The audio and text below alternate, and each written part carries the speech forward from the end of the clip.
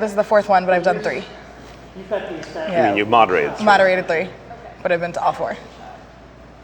Yeah. Boston, Texas. Where was that? South Carolina. And now here. All right. Wherever the action is, that's where you go. Basically. It's been my mantra for a while.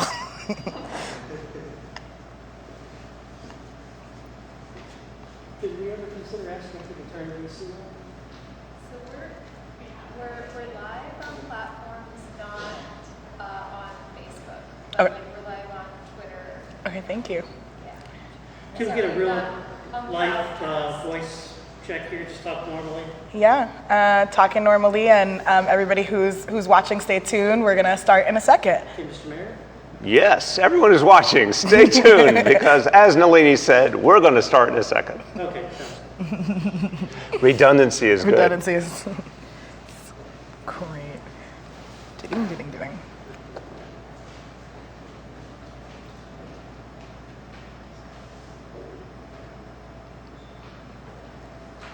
Do you still live in New York? Yeah, I was in Atlanta for a little bit, but back in New York. In Brooklyn. We're a better place One for minute. it. 1 minute? Cool. Always come back home.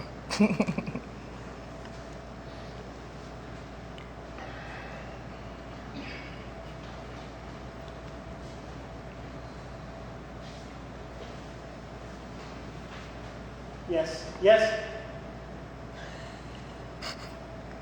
that air conditioning is a little loud. Well, I'll speak louder. Yeah. Oh, we don't have a problem with that. New Hello, Yorkers. America. That's right. We got a problem with loudness. We can do that. Loudness accepted.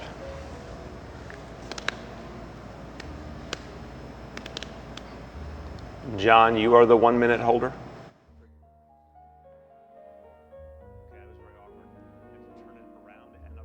There you go. Much better.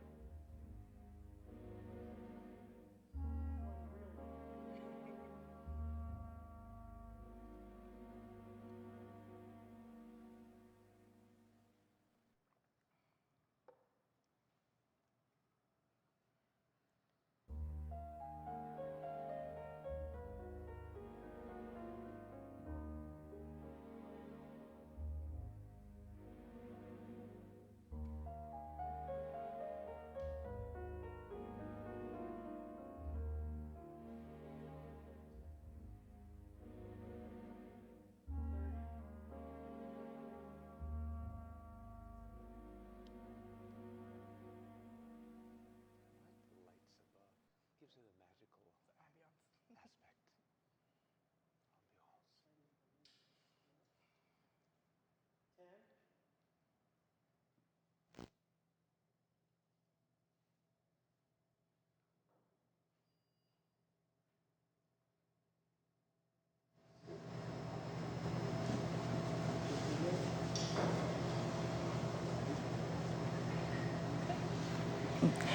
Welcome to our live interview series as part of the Working Families Party Decision 2020. We want to thank everyone who is streaming across the country, our members and our state chapters, and of course, our super volunteers. My name is Nelini Stamp, and I'm the Director of Strategy and Partnerships for the Working Families Party. We are here in New York City, where the WFP was founded, and we have WFP members, organizational allies, watching from across the country for our interview with Mayor Bill de Blasio. Before I introduce the mayor, major shout out to our media partners, ACT TV.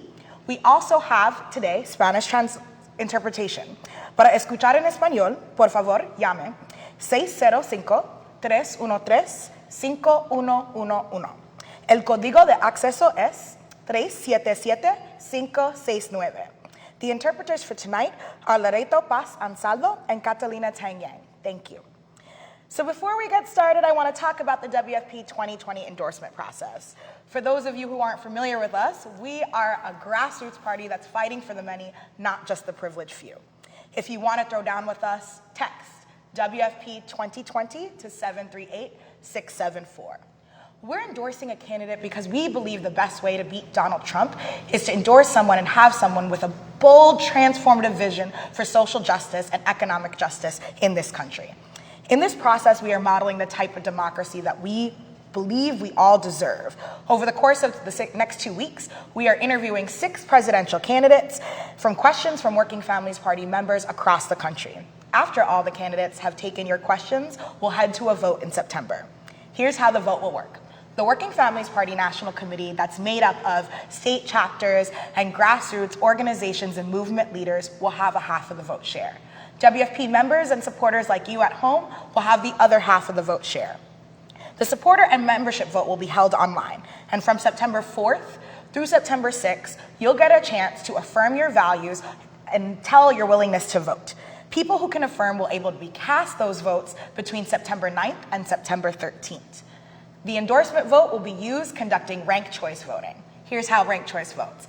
Instead of just voting for one candidate, your favorite candidate, you get to actually list your candidates via preference from first to last.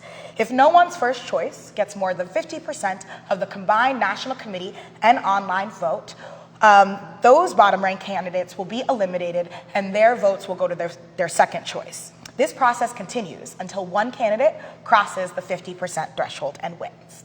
That's it. That's the process. If you want to be a part of it and help decide who will win the WFP endorsement, again, text WFP 2020 to 738-674. And it is my pleasure to welcome Mayor Bill de Blasio. Thank you, How you Nelini. doing? I'm doing good, Nelini. Great. Your opening remarks to everyone who's watching. I'm going to talk to all the folks. And Nelini, thank you. You've been doing amazing work ever since Occupy Wall Street and all the way to today. So thank you. Everyone, it's really a pleasure to be with you. I'm someone who's been involved with the Working Families Party here in New York literally for 21 years since it started. And the point Nelini made a moment ago, bold, transformative change, that's what's animated my involvement from the beginning. The WFP helped create the changes in this city, in this state, helped create the political environment that allowed me to put together a progressive coalition and become mayor of the nation's largest city in 2013. There's so many things that the WFP did for years that paved the way to that change. And I think that's a great example of what we need to do for this country. I believe in a bold, transformative vision of change for the country, and I have faith it can be done because we've actually done it here in New York City. And against really tough odds in many cases and very powerful interests, we've been able to make changes that have reached working people in their lives. I'll talk about some of them along the way, but for example, free pre-K for every child, paid sick days, $15 minimum wage. There's so many examples I could give you, but what they all have in common was they came from a vision of change that many times we were told could not be done. The difference here was the organizing capacity of the WFP, of labor unions, of progressive organizations, of community groups, and bringing that together into a powerful whole that we hadn't seen in our city, certainly in a long, long time. We can do this all over the country. And I'm running for president because I know change is possible and I actually know how to create it. There are many good people in this race, including some really good progressives. What I offer is a kind of leadership that comes from actually running such a big place, the largest city in the country, the most diverse place on earth, and showing that even with some of the most powerful interests in the entire country, right here, we were able to make foundational change. And when you build one step of change, you can build a whole lot more behind it. The Democratic Party has to change too. I just want to say this up front. Another reason I'm running is because we're fighting for the heart and soul of the Democratic Party. The WFP understood back in 1998, when I was first involved with the WFP, they understood we had to push the Democratic Party in a more progressive direction.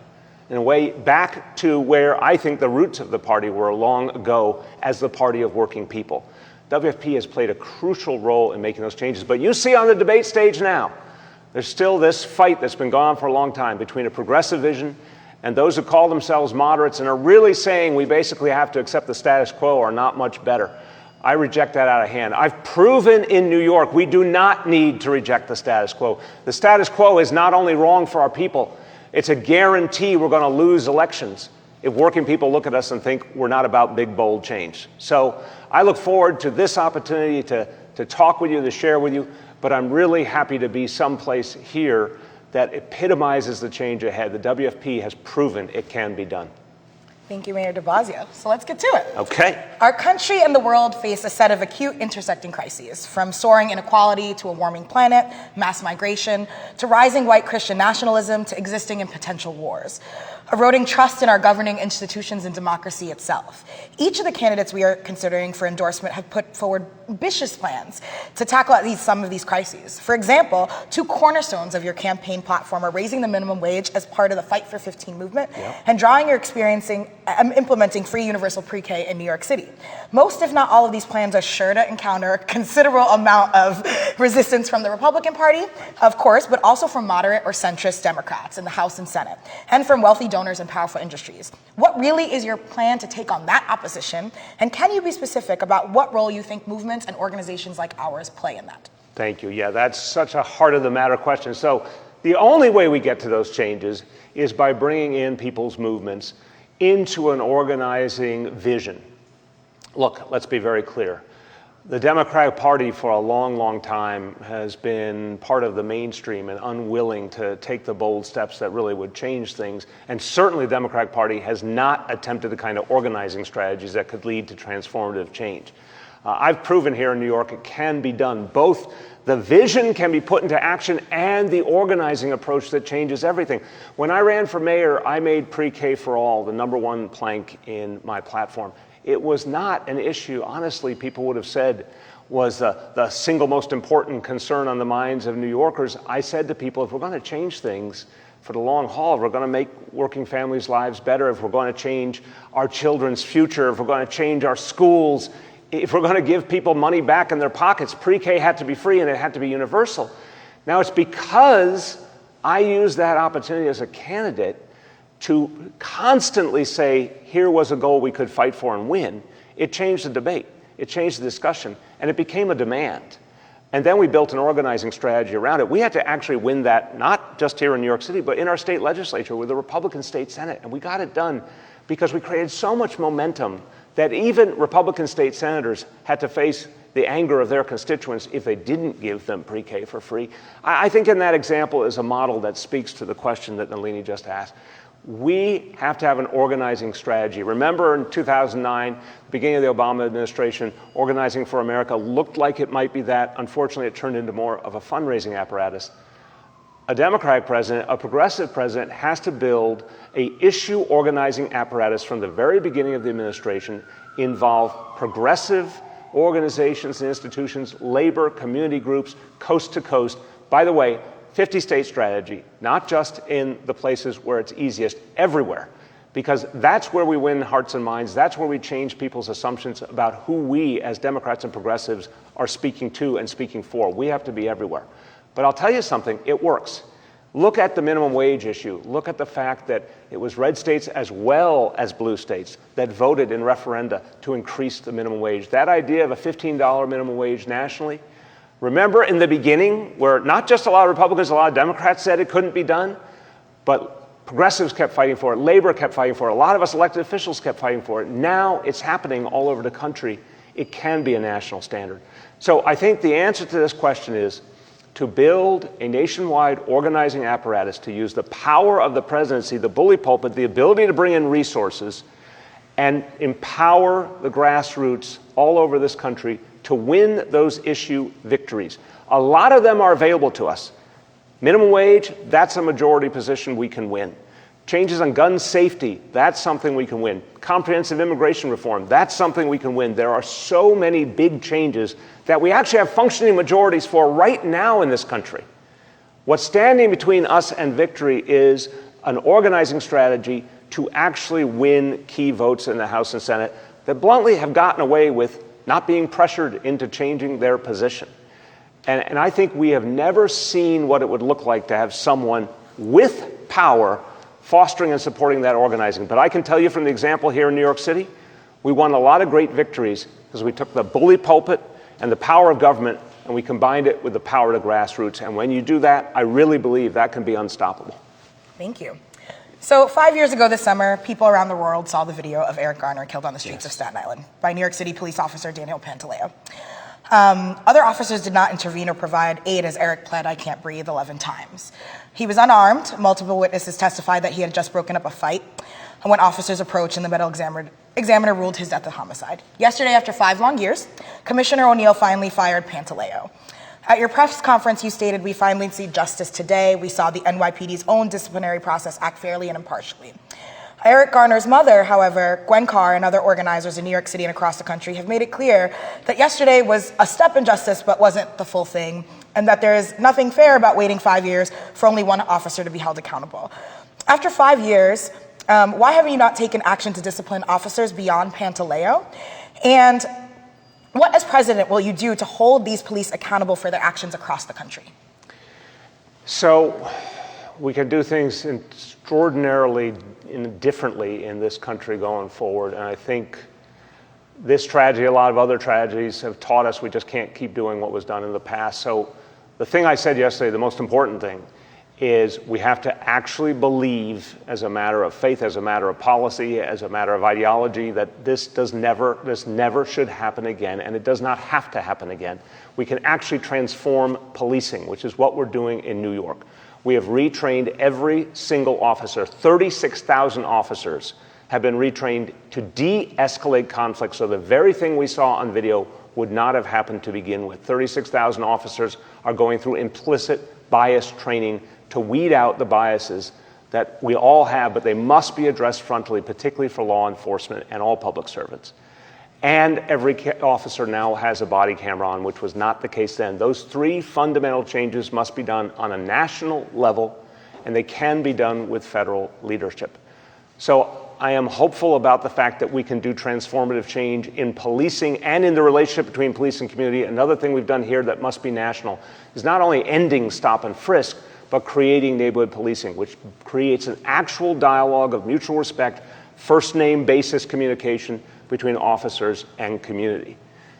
In terms of the Garner case, he should never have died, and this action by our police department would have happened a lot sooner if the federal Justice Department had not asked us to hold our action because of their potential prosecution. They never acted. They said they were going to act. They told us not to act. They never acted. I believe we need a federal law that mandates in any case like this that the Justice Department must have a firm timeline, be it a year, 2 years, whatever it is, a set timeline with which they must act. And then a local jurisdiction knows that they have assurance that the highest power, the federal Justice Department, will finally act in a reasonable time frame.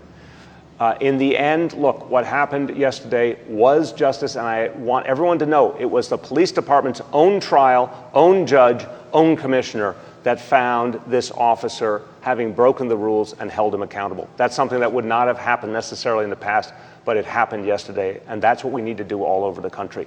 But this, to me, is when we turn the page, we finally move forward now that this action has been taken.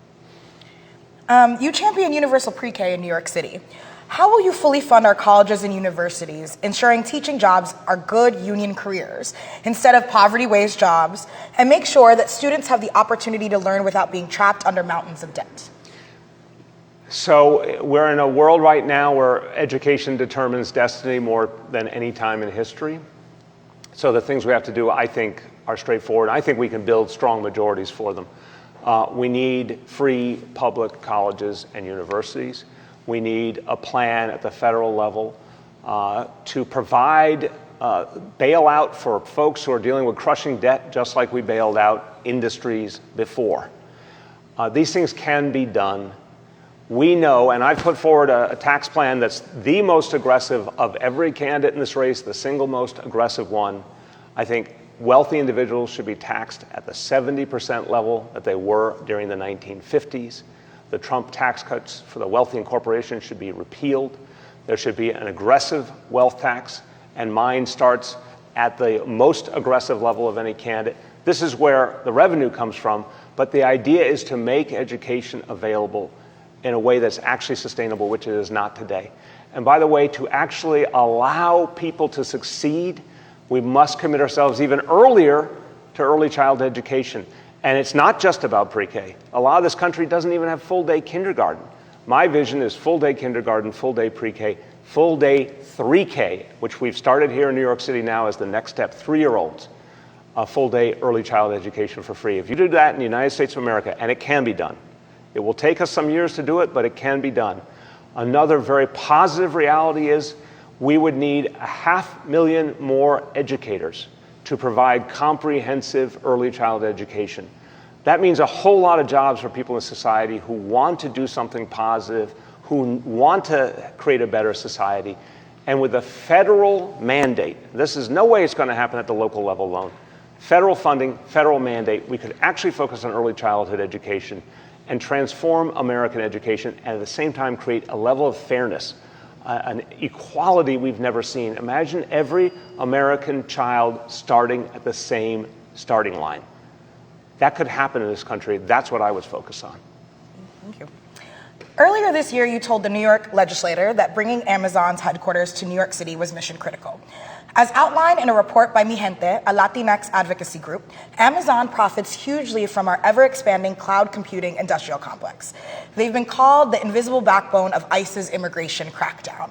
What will you do as president to check the power of private companies like Amazon who aren't held accountable for their role in xenophobic immigration policies? So I want to be real clear. I have real differences with Amazon on many levels, but I also want to be honest. When you actually have responsibility, as I do, for 8.6 million people, including working class people who need better jobs, need more opportunity, young people coming out of our public schools and our public colleges, the notion that Amazon was going to come to New York with between 25,000 and 40,000 jobs, good paying jobs, and end up providing tax revenue that was going to be in excess of $20 billion so we could actually fund public education and mass transit and public housing.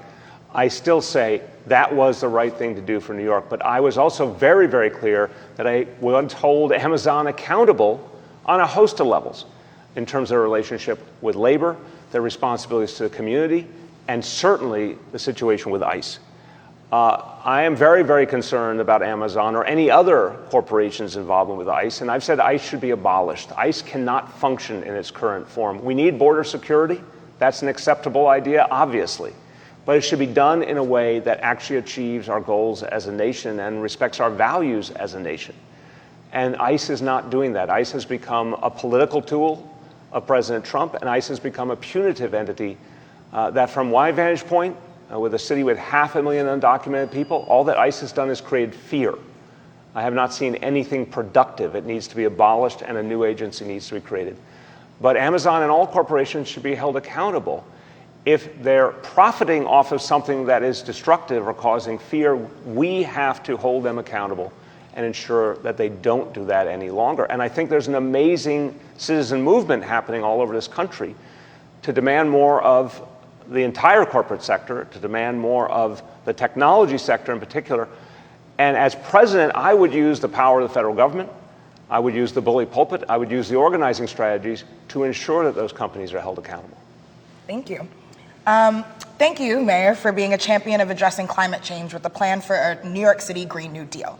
As president, what are you going to do in your first 100 days to tackle the climate crisis once and for all? Look, the Green New Deal, despite many attempts to treat it as something overly ambitious, what is so clear to me, and I see it from a city that's threatened all the time by global warming. I went through this city after Sandy hit and saw the destruction. I often say there's not any climate change deniers left in New York City because we felt it, we experienced it.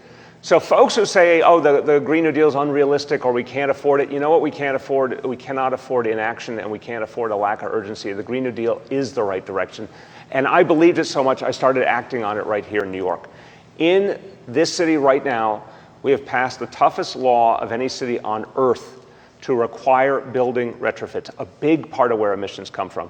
We're doing retrofits of all our public buildings and requiring private sector buildings to retrofit by law with serious penalties if they don't.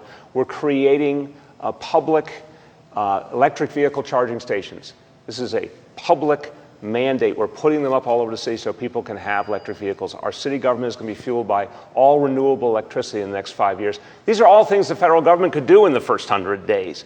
So take first of all, the mandate that all federal buildings, that the federal government run on renewable energy and retrofit buildings. The fact that we could move aggressively to pass the Green New Deal as one of the first actions of a new presidency to save this earth. The fact that we're in a position now to require of the private sector that they be fully responsible with the public sector to address climate change. Look, I know on first blush people think there's a big political divide over this issue, but what I'm seeing more and more, I'm going all over the country talking to people, is there's a real common sense understanding how threatened we are, because climate change is now affecting everyone. Those horrible floods in western Iowa recently, the wildfires in California, you go down the list, the hurricanes all over the East Coast, the Gulf Coast. More and more Americans are personally experiencing climate change and understand it's an unacceptable state of affairs, and they want the federal government to actually have a vision and a policy to change it. The Green New Deal is our best option. So I would use every tool of every federal agency to put it into action. And I would use the fact that we've proven in the nation's largest city it actually works as a rationale to show the Congress and the American people that this is something we have to do immediately. Thank you. We have people watching from across the country and across New York City. First up, we have Ms. Flowers. You can see her there, who is a member of Vocal New York, which is a part of the Working Families Party. Ms. Flowers. I'm unmuted by folks. You got it. Can you hear us? You had to do shift and something. We got you. We can hear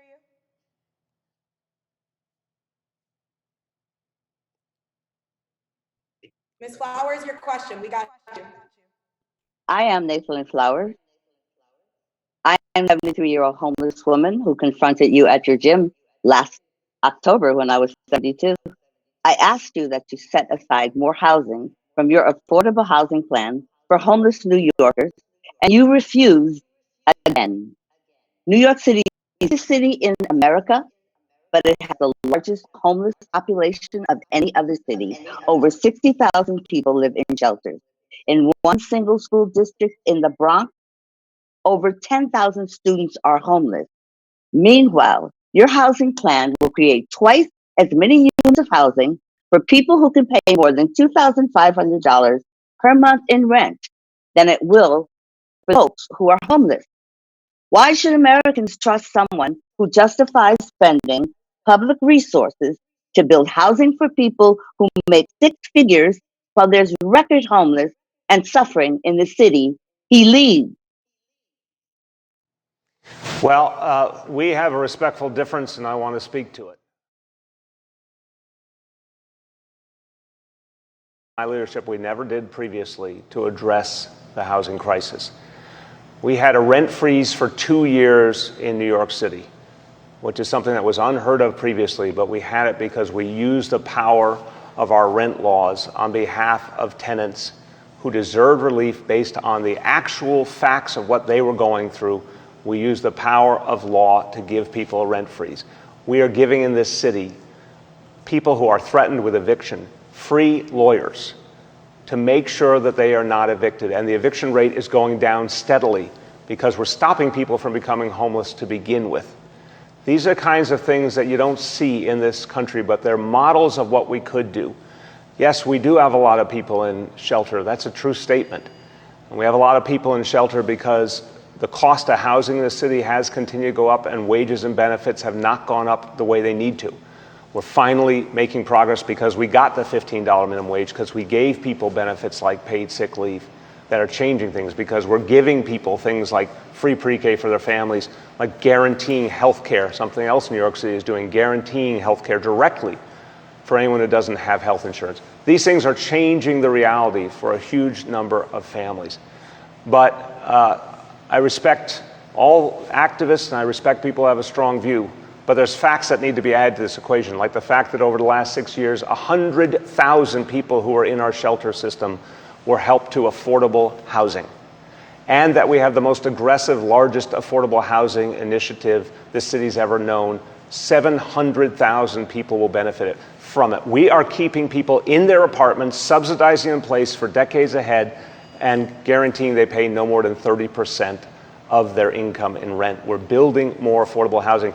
And yes, we're building a lot of affordable housing for tens of thousands of people who are low income, but we're also building affordable housing for working class people and middle class people. That's true too, because we want an economically diverse city and because people of all those income levels are struggling to live here still.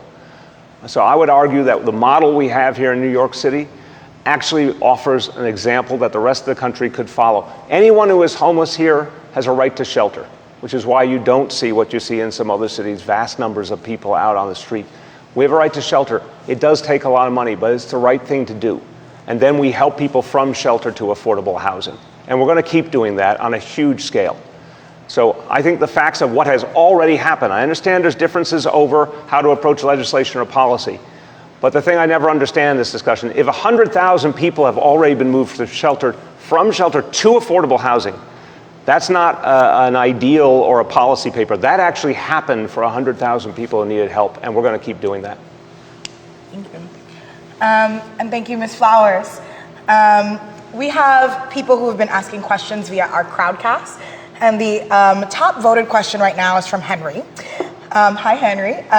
How will you rebut the typical arsenal of business-sponsored talking points against Medicare for all?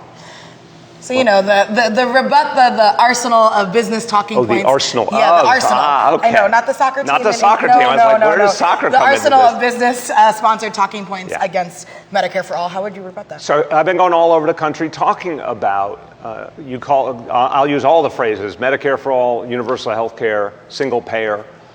As people saw in the first Democratic debates, I was one of the few candidates to say very clearly, we need to move to a day where there's pure universal health care, a single payer system, and where private insurance companies are not in the way of people getting the care they need. That's what's happening right now, and I think we have to have this blunt conversation as Americans, as progressives, as Democrats.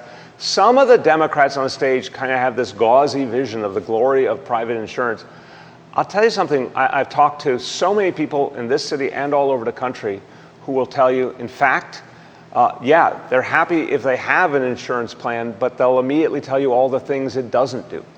The fact that so many insurance plans don't cover a lot of the things that people need. So many insurance plans still leave people out in the cold when it comes to the cost of medications. So many insurance plans don't cover mental health care at all or sufficiently.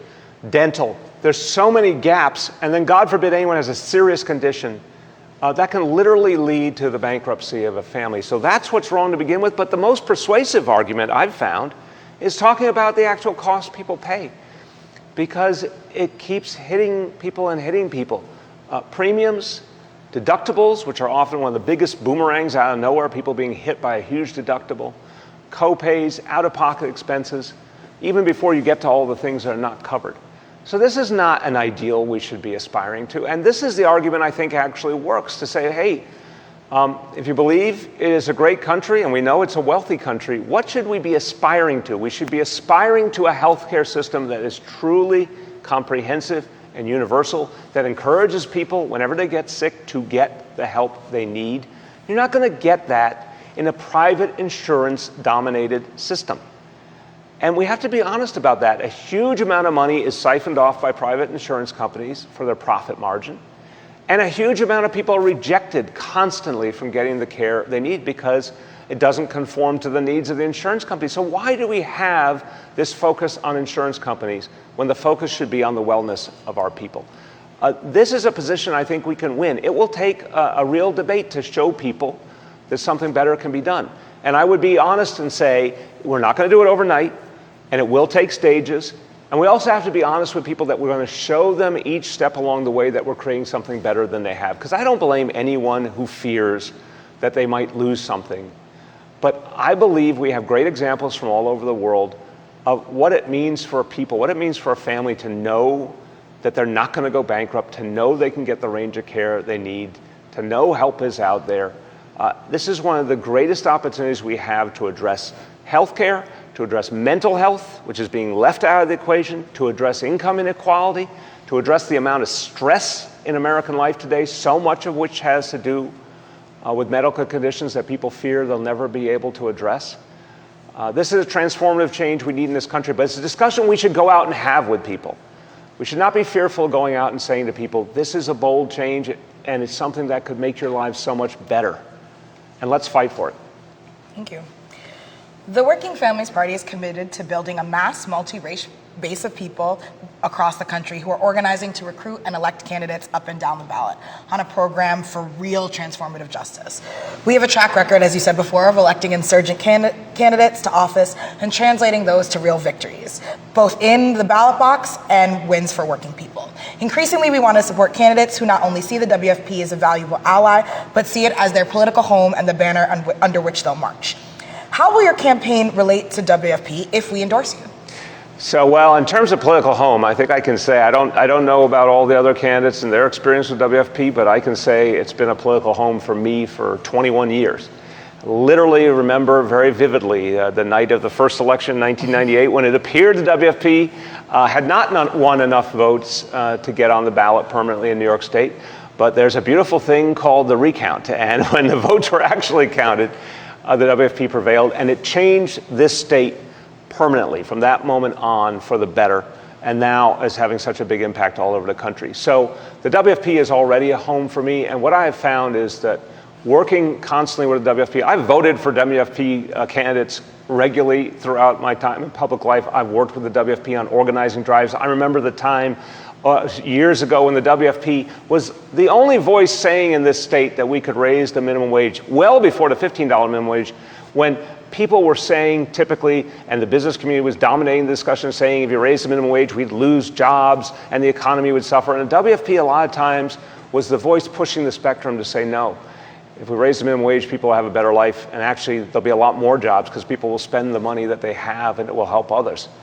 So I have a long, deep experience with WFP. To me, it's natural to work shoulder to shoulder, to organize together, to build a campaign together, and a campaign that is not just about winning in November 2020, but building that organizing base. Let's be really clear. We oftentimes forget winning the election for office is the easy part. I'm saying it as the chief executive of the largest nation in the country. And there's not a lot of progressives like me who have had the opportunity to have a budget this big and have the ability to move major policies this quickly.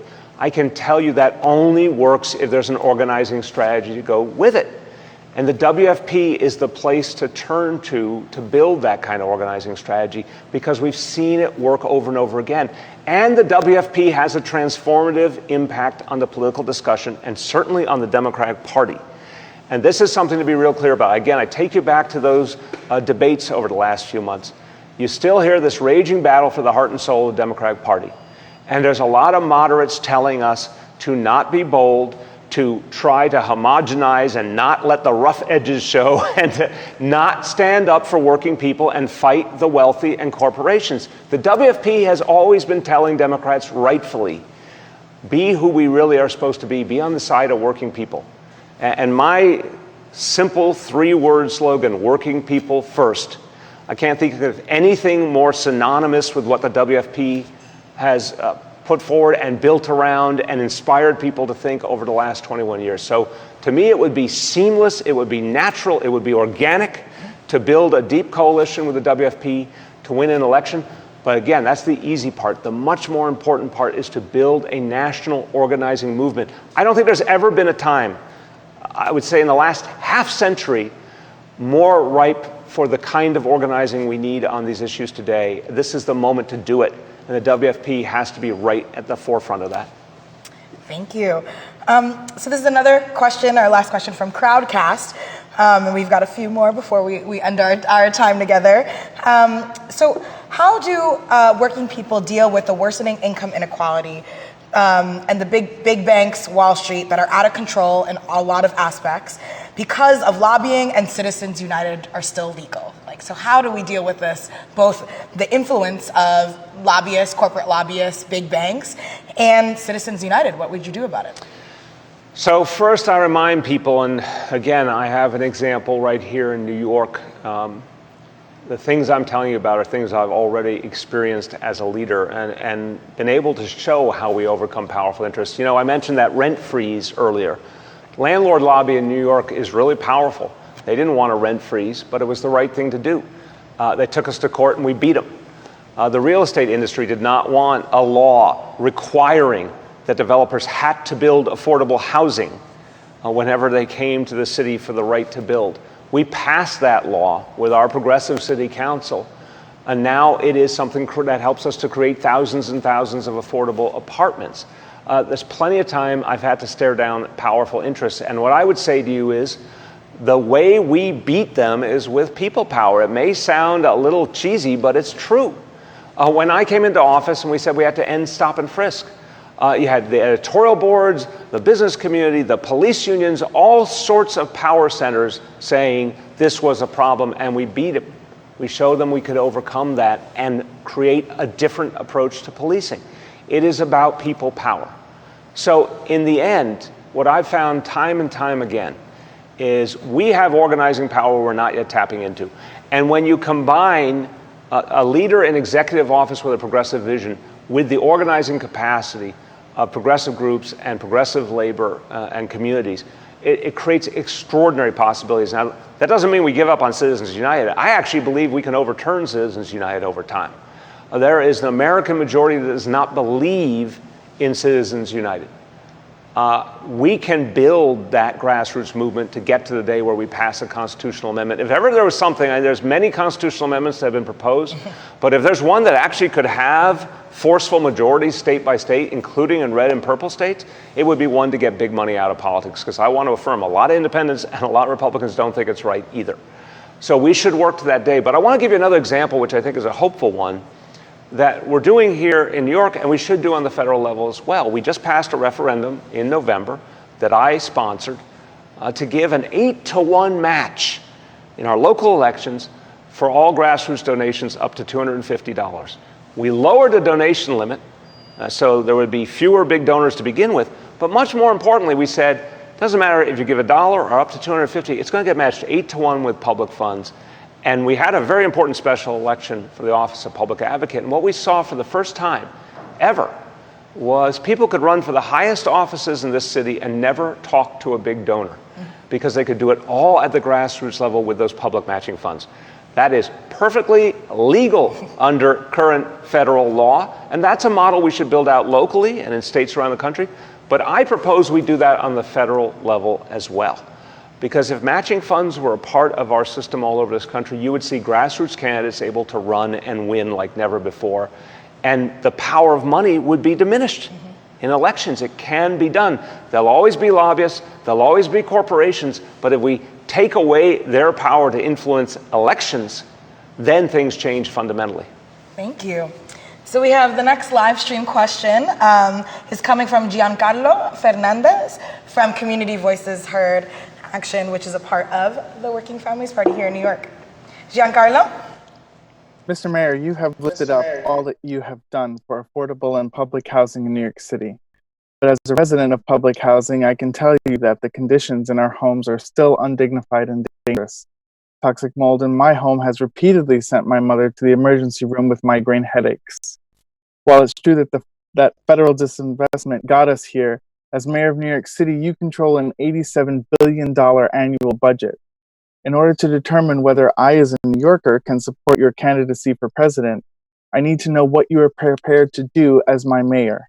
Will you commit to investing and spending $1 billion per year from the city's budget for repairs in public housing, so that my mother and I, as well as hundreds of thousands of New Yorkers, can live in dignified, healthy homes? And what will you do as president to ensure that housing is a human right? Thank you. I do believe that the federal government should ensure that people have housing in this country. And I agree with the point that the way we got into this mess was through federal disinvestment over decades. But what I'm hearing here, Giancarlo, is it? Giancarlo. Giancarlo, what you're telling me is not acceptable, and I don't want to see that for your family or any family, which is why so far in my administration we've committed $6 billion to fix public housing. It's supposed to be a federal responsibility, but we know the federal government is not stepping up right now. And we've put together a $24 billion plan to transform public housing in this city. Look, I've spoken with so many people who live in public housing. I've spent a lot of time in public housing. I agree, there's a lot of it that's just not acceptable. It's also 400,000 of our fellow New Yorkers who are suffering because the federal government walked away. And the city of New York, I want to be very clear about this, The city of New York did not step up before this administration and take responsibility. The city of New York often stood at a distance and did not address the problem. So far, $6 billion, a bigger plan for a $24 billion impact to transform public housing. I want people to live in decent, positive conditions. But I also think the bigger solution going forward is to treat public housing as part of an infrastructure plan. Infrastructure is something where we actually could get a bigger consensus in this country.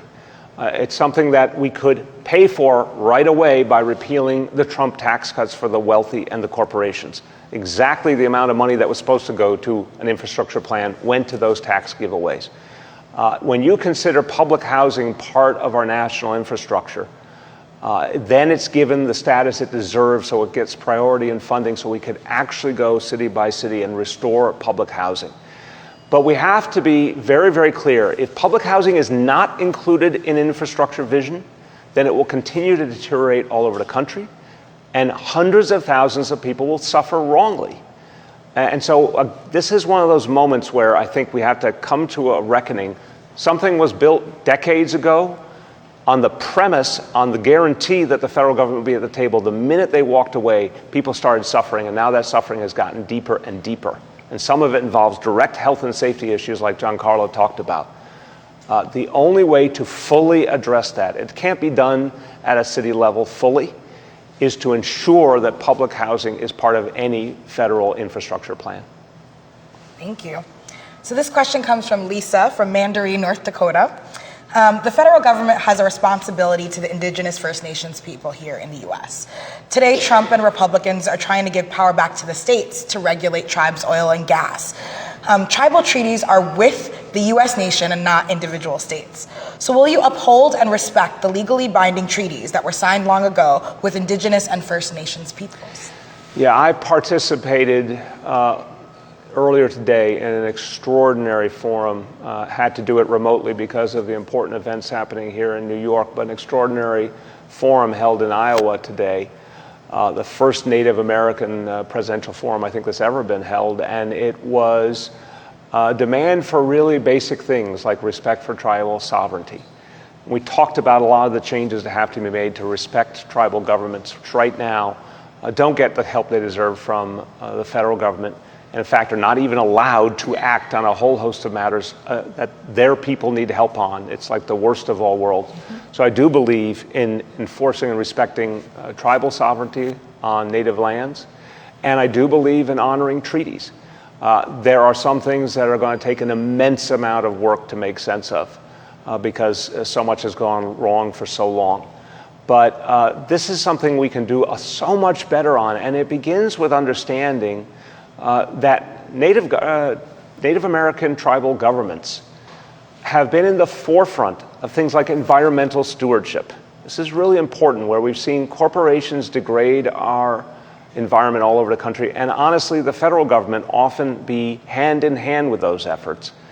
Tribal governments all over the country have stood up for protecting clean water, for protecting our earth, for stopping things like the Keystone and Dakota Access pipelines that would endanger our water supply and just deepen our dependence on fossil fuels. During this forum, one of the questions asked was about how we get away from fossil fuels, because that fossil fuel addiction is one of the things that's aimed right at the heart of Indian country in so many ways. And I'm very proud to say here in New York, we divested from fossil fuels. Again, many good candidates in this race, but I'm able to tell you time and time again an actual thing that we did with the power of government. We divested $5 billion from the fossil fuel industry, working with our city comptroller, Scott Stringer, our unions like the United Federation of Teachers and DC 37, AFSCME, in common cause to say we are not going to keep fueling the fossil fuel industry. In fact, I've sued the fossil fuel industry because they created this climate crisis and they withheld information. They've, in everything they've done, exacerbated the situation, and now they owe a lot back to the people of this city and this country to make up for it. So this is the kind of thing that tribal leaders are asking me about. Will we stand shoulder to shoulder with them to protect water, to protect the environment, to stand up to corporate America, and to stand up to the federal government that's often been a part of the problem? The answer is yes. Thank you, Mayor. So immigration enforcement by ICE, as you said before, CBP, is out of control, violating immigrants' rights, tearing families apart, caging our loved ones, and even killing people, as we've seen. You've already just said that you support abolishing ICE as an agency. Do you also support decriminalizing migration, repealing 1325 of the U.S. Code, and ensuring due process for all through universal representation for immigrants facing deportation? Yeah. The answer is yes to both, but I want to go to the core of the matter. And I said this in the first Democratic debate. And I'm asking all my fellow progressives to please talk about this wherever you go. The right wing's done a hell of a good job turning working people against each other and dividing people by ethnicity and dividing people by documentation status, when in fact working people have a lot in common and a lot of common interests. And if we can overcome those divisions, we can create a powerful coalition of working people in this country for progressive change. And it begins by calling out the fallacy. All of this created drama, the politicization of ICE, using ICE as an electoral tool, using the ICE raids as a campaign tactic, that's what Trump has done. It all is part of fueling the notion that immigrants somehow created the economic suffering and the challenges that working class Americans, middle class Americans are experiencing in their lives. And I said at the debate, to all the American citizens who are frustrated, who feel that they've been stuck economically, feel like they're struggling to make ends meet, like their kids are not going to do better than they did, and they're worried about the future, the immigrants did not do that to you. The immigrants didn't have the power to do that to you. Wall Street did that to you. The big corporations did that to you. The people who have the wealth and power in this country put you in that predicament over the last 40 years. The rich got richer, they paid less in taxes, and working people took it on the chin. We need to have that conversation all over America, including with people who do not consider themselves progressives, because a lot of them, I think, when they hear those facts and they talk it through, they're going to recognize that they're being cheated, they're being bamboozled, they're being turned against the wrong enemy. And I actually think there's tremendous frustration in this country with Wall Street, obviously, with the 1%, with the fact that the wealthy pay so little in taxes. We all have to be part of changing that dialogue. So the reason I support the changes in immigration law is because it makes clear that someone fleeing oppression or someone just trying to get a better life, that's something we can address in any number of ways with comprehensive immigration reform, with a decent and legal and sane process for dealing with asylum cases. And it all gets back to this core American charade that all the talk of the quote-unquote invasion, well, how about the fact there's 11 or 12 million people here already, and we've had that number of folks here for decades. There's no invasion. There's a change that happened in our country a long time ago, and now folks are part of our communities and they're part of our economy, and if you took them out of our communities and out of our economy, things would grind to a halt. So we have to change the entire discussion. It should be about not only decriminalizing, but humanizing the people who are our neighbors and part of our country who happen to be undocumented. Thank you. Since we just have one more time, it's a pretty straightforward question coming from the Crowdcast. It says, do you support free college and universal college for everyone? Yes, I do. I believe that, again, in a country where your education is going to determine everything in ways we've never seen before, if it's based on income, if in fact people cannot get the education they're capable of because they don't have the money, that doesn't conform with our values as Americans, and certainly not as progressives. So I'm here in a city where we had free college. We had the city university system for decades, thriving, helping generation after generation of working class people and immigrants and folks of modest means to get great education and do great things. That's something we could do in this country with public colleges and universities. We could do that again. Everybody should be, in my view, honest that these things don't happen overnight, but if we're committed to the vision, we can achieve it. And again, bring you back to my own example right here.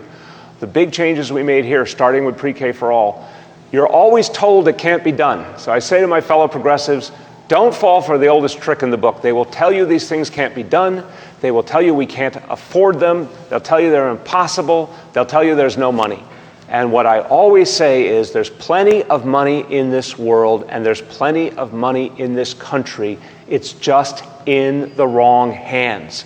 We can change that by taxing the wealthy the way they should be taxed, and we can have the resources for the kinds of things that would transform this country, like free college.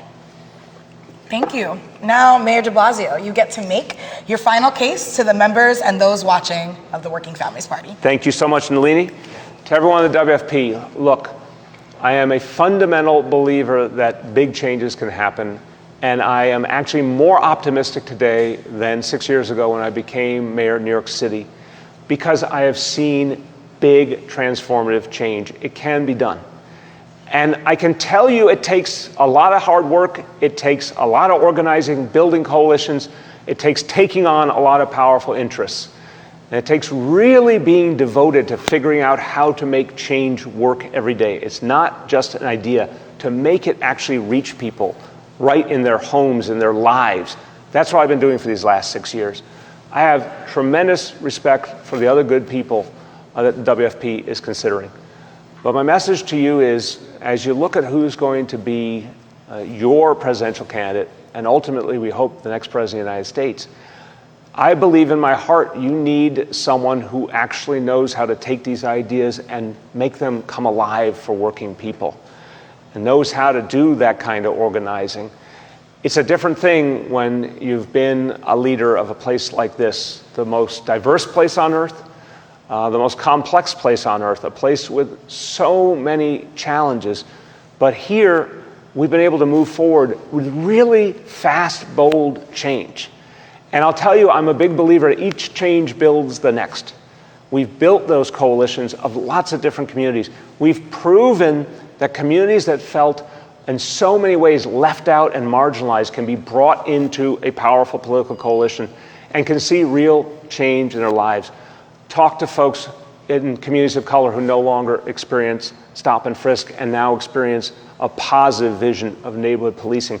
Talk to folks in our Muslim community who used to suffer from surveillance and overt discrimination, who now understand that the city of New York works with them every step of the way, who are proud of the fact that there's 1,000 Muslim members of the NYPD, who are proud of the fact that our school system honors the Muslim community with 2 Eid holidays every year. Something that didn't happen in the past, but now shows a society of inclusion and mutual respect. These kinds of things can happen. And we have to get it right, because this moment that we have before us, it's the ripest for progressive change in our lifetimes. I think everyone feels it, but I have to say it with passion. We have never seen a moment like this. We can do extraordinary things now, but I honestly believe we get only one guaranteed shot to get it right. And I'm saying to you that I've been able to build that change. Talk to families that used to believe they could never get pre-K for their child. Now they get it for free. And soon 3-year-olds will have it as a universal right. Talk to folks who used to have to choose between going to the doctor and losing a day's pay, or if they ended up going to work, they just got sicker. Now those folks have paid sick days. Talk to folks who for so long, because they didn't have health insurance, the only doctor they had was the emergency room. Now we're guaranteeing health care in New York City, the biggest city in the country, guaranteeing it for the hundreds of thousands of people who don't have health insurance. And we're going to do some other huge things this nation needs. This year in New York City, we're going to pass legislation that hasn't happened anywhere else in this country, but it's happened in every other industrialized country on earth. Every other country gives working people, hardworking people, the legal right to time off, respects their lives and their hard work by giving them an actual break each year, an actual chance to recharge. This year in New York, we're going to pass legislation guaranteeing every working person 2 weeks paid vacation. This is what can be done with the right leadership in the executive branch. But I want everyone to know it's not easy. It takes constant fighting. It takes a real thick skin. It takes the ability to stare down really powerful opponents. This job, mayor of New York City, has often been called the second toughest job in America.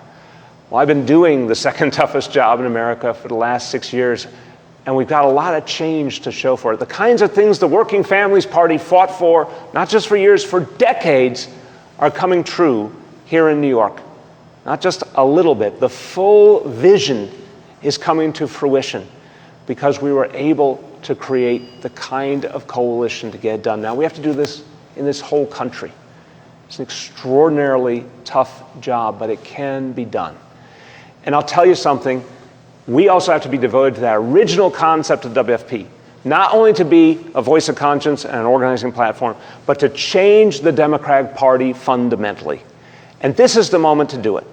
As a progressive Democrat, I'm able to stare down anyone who says that our party should accept the status quo or only small changes. I've been out all over this country, and I'll tell you, I've said this particularly regarding folks in rural areas in America who are suffering in so many ways. They can't accept small changes. Small changes are not going to do for them.